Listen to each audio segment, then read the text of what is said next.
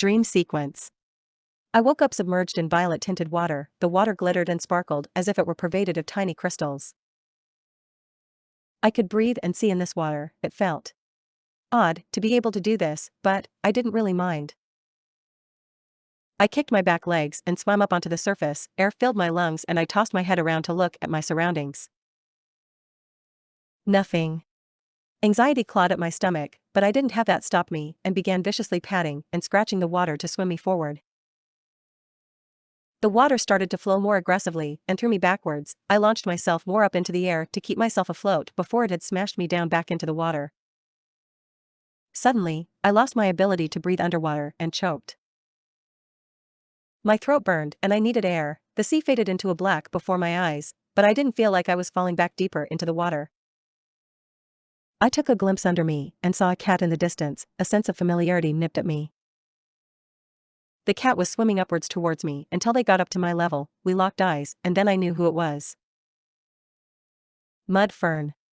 Her eyes were tired and bloodshot, her fur was matted and looked unlike how she looked when she was alive. She weakened her gaze and whispered into my ear with an elegant voice. Don't let them win. The wolf, our leader, you cannot let them win this invisible battle. They are not on your side, and never have been. She stopped for a second, I'm guessing to recollect her thoughts. There will be a horrible predicament and we'll end the clans. Once and for all. Mudfern's body began to slowly fade away and melt into the water. Before she had disappeared, she narrowed her eyes into mine. Through her eyes, I saw war, I saw fire, I saw death, I saw everything. She spoke one last time. You must go. This is your moment, Stellarburn. Her mouth moved to a smirk before she finally was out of view, and my body soon did the same as hers.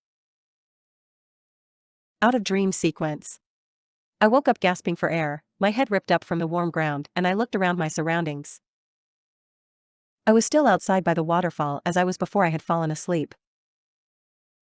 Panic overwhelmed me as I saw the sun was soon to set, and rushed back into camp. I stopped as soon as I saw Wheat Whisker and bounced over to him. He whipped his head over to me and gave me a concerned look. Where were you, Stellar? I needed to talk to you, he said sternly. I set my ears back and dropped my tail. He was more serious than he was before, and the look in his eyes was unforgiving and full of unreadable emotion. I'm sorry, well.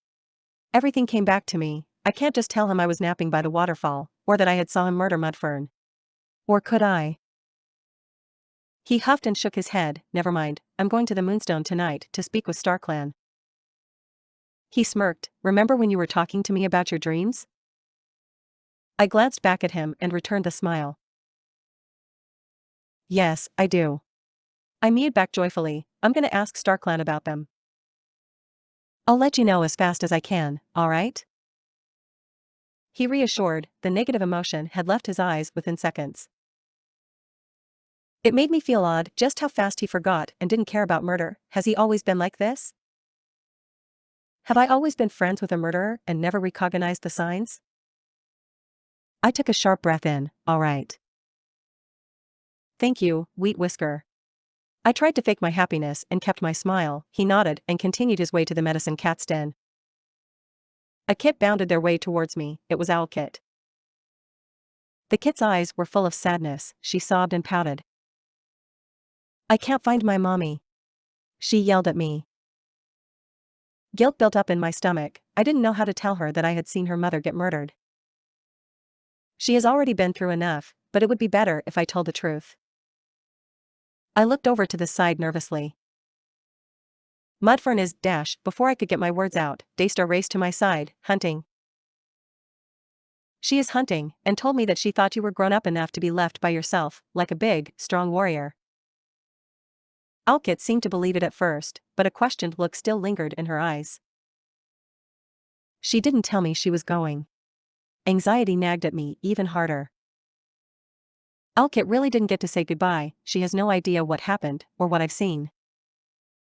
That our leader, and our medicine cat, are murderers. Daystar patted Alkit's head. Don't you worry, she will be back soon. I glanced at Daystar in shock. How could he be this confident with telling such lies? I growled deep in my throat and threw an ominous response to him. Meet me outside the clan. Now. Daystar returned the look, his eyes twitched a bit before I had padded away aggressively and into the forest. He followed right after speaking with Alkit a bit longer, a sly look laid on his face. I know what you did to Mudfern. He giggled a bit before covering his mouth with one paw, glancing back at me with joyful eyes. My fur stood up, anger rushed through me faster than a mouse scurrying away from its predators. He was laughing at me. In such a sadistic way as well. He didn't care, he felt no sorrow, he was an empty shell of what an actual leader is supposed to be. I roared back at his response. You think this is funny? That you murdered Alkit's mother? The poor kid has already been through enough. Daystar stopped his giggling and raised his head up high above mine. No, I think it's funny that you think you can intimidate me. He pulled it back down and whispered in mischievous tone, we all know that she-cats can't be threatening. I unsheathed my claws. Did he really just say what I think he said? My own leader, no, a murderer telling me that I can't be intimidating? You better take that back, before I make you. Another stupid laugh came from him. I had about had it and impulsively raked my claws deep into his shoulder. He gasped, you know, if you hurt me, I'll tell everybody that you were disobedient and didn't follow your leader's orders, but instead, hurt him.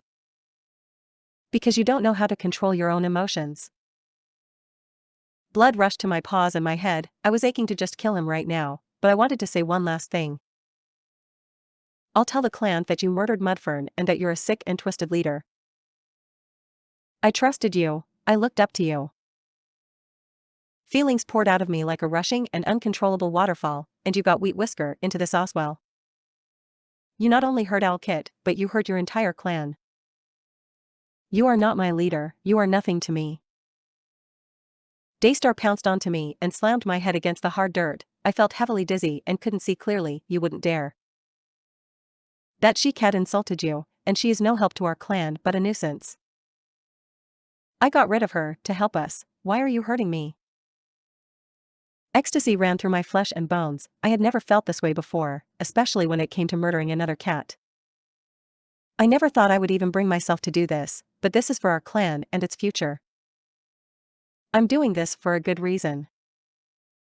My paws laid against his throat. I let a small laugh before anything. I'll meet you in the dark forest. Daystar stared confusingly at me. I dug my claws deep into his throat and slashed at both directions. Blood sprayed from his throat and stained my fur and the grass. He fell onto me as his entire body went limp, eyes wide open and facing towards the sky. I scratched myself away from the corpse and blankly stared at what I had just done. Now I'm a murderer. But this was for a good reason. This is what future leaders do. This was for our clan, our future, our kids, our mothers, our warriors. Right?